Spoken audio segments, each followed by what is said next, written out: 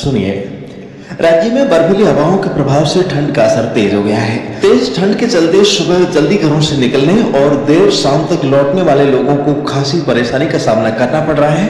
इसके अलावा अब सुबह की शुरुआत भी कोहरे के साथ होने लगी है। जहां ये कोहरा आमजन और यातायात के लिए परेशानी का कारण बना हुआ है, वहीं ये कोहरा सरसों, गेहूं व अन्य रबी फसलों के लिए अमृत के समान माना जा रहा है। वर्तमान में राज्य के विभिन्न भागों में तापमान में काफी हद तक गिरावट बनी हुई है, वहीं मौसम शुष्क बना हुआ है। आज सुबह के घंटों में बीकानेर, श्रीगंगानगर, हनुमानगढ़, चूरू और झुंझुनू सहित उत्तर पूर्वी राजस्थान के कई जिलों में हल्के से मध्यम प्रकार का कोहरा छाए रहने की संभावना है। दिन के समय आसमान साफ रहेगा। कल से एक नया पश्चिमी विक्षोभ उत्तर पश्चिमी भारत के भागों पर सक्रिय होने से कल सुबह से ही बाड़मेर के उत्तरी भागों से लगाकर जैसलमेर, पश्चिमी जोधपुर, फलौदी, बीकानेर, श्रीगंगानगर, हनुमानगढ़, चूरू, झुंझुनू, सीकर, नागौर, अलवर, डीग, खैरतल, तिजारा, प्रदेश की राजधानी जयपुर और आसपास के इलाकों में हल्के बादलों की आवाजाही बढ़ने की संभावना है, जिससे धूप में कमी रह सकती है। 19 दिसंबर को कोटा और उदयपुर संभाग के कुछ भागों में आसमान साफ रहेगा, जबकि शेष भागों में हल्के बादल छाए रहेंगे।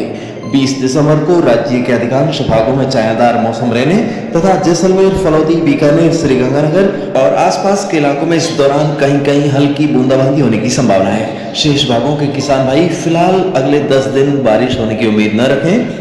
21 दिसंबर को भी अधिकतर भागों में धूप छांव के बीच दिन गुजरने के पश्चात 22 दिसंबर को पश्चिमी राजस्थान में आसमान साफ रहने और पूर्वी राजस्थान के भागों में बादल छाए रहने का पूर्वानुमान है। अगले 3 दिन तापमान यथावत रहेगा। उसके बाद 2 दिन के लिए न्यूनतम और अधिकतम तापमान में बढ़ोतरी रहेगी और उसके बाद फिर से तापमान में गिरावट होने तथा ठंड और कोहरे में बढ़ोतरी होने के आसार हैं।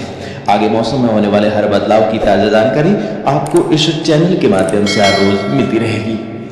और जो किसान भाई अपने खेतों में पिछले सालों के मुकाबले इस बार पैदावार को बढ़ाना चाहते हैं, वे किसान भाई उच्च गुणवत्ता की भारत की एकमात्र जैविक खाद, जो कि सभी किसान भाइयों की अब पहली पसंद बन चुकी है, उसको कृषि जगत चैनल के माध्यम से घर बैठे मंगवाने के लिए कृषि जगत चैनल की हेल्पलाइन संख्या 9660819123 पर डायल करके मंगवा सकते हैं। तो किसान साथियों, इस खाद के प्रयोग करने से न सिर्फ कम लागत में अधिक पैदावार मिलेगी, बल्कि उत्पादन बढ़ने से आपके घर परिवार में समृद्धि भी आएगी। तो दोस्तों, कीजिए हमसे संपर्क। कृषि जगत चैनल किसान भाइयों की सेवा में हमेशा तत्पर है। और आइए अब जानते हैं इस सप्ताह के ज्योतिषीय पंचांग के बारे में। तो कल से धनु मलमास लग चुका है, वहीं शुक्र तारा भी अब अस्त हो गया है। 1 महीने बाद यानी कि 14 जनवरी को मलमास समाप्त होगा, वहीं शुक्र तारा भी 2 फरवरी 2024 को पुनः उदय होगा। तब तक शुभ और मांगलिक कार्य स्थगित रहेंगे। आज सुबह 10:24 से चंद्रमा वृश्चिक राशि में प्रवेश करेगा, जिससे बिछुड़ा गणना योग अर्थात विद्र लगेंगे, जो शुक्रवार देर शाम तक रहेंगे। शुक्रवार देर शाम से सोमवार सुबह तक धनु का चंद्रमा और उसके बाद अगले बुधवार शाम तक चंद्रमा मकर में रहेगा। अगले बुधवार को शाम 7:46 पर चंद्रमा कुंभ राशि में जाने से पंचंग लगेंगे और परसों अमावस्या तिथि है। शनिवार को पोष शुक्ल पक्ष की प्रतिपदा तिथि रहेगी, वहीं रविवार को भी प्रतिपदा तिथि है, यानी कि एकम तिथि की वृद्धि होगी और रविवार को चंद्र दर्शन होगा। इस दिन रवि का उत्तरायण और शिशिर ऋतु भी प्रारंभ होगी। इसके अलावा इस सप्ताह के पर्वों की यदि बात करें तो दोस्तों, चंद्र दर्शन होने के दूसरे दिन अर्थात 22 दिसंबर को मुस्लिम भाइयों का 7वां महीना रजब प्रारंभ होगा। वहीं ख्वाजा साहब अजमेर शरीफ मेला भी शुरू होगा। अगले ही दिन 23 दिसंबर को किसान दिवस भी है। तो दोस्तों, ये थी अगले एक सप्ताह की ज्योतिषीय पंचांग की जानकारी।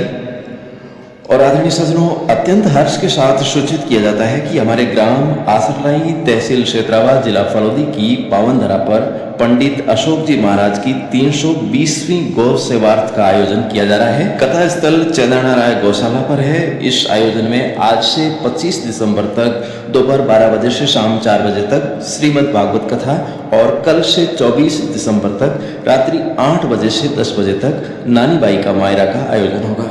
और इस आयोजन के लिए समस्त आसरलाई ग्राम वासियों के अलावा पड़ोसी गांव खियासरिया, चौरड़िया, जेठानिया, बुड़किया, ऊंटवालिया, देचू और कनोडिया पुरोहितान के सभी ग्राम वासियों को विशेष रूप से निमंत्रण दिया गया है।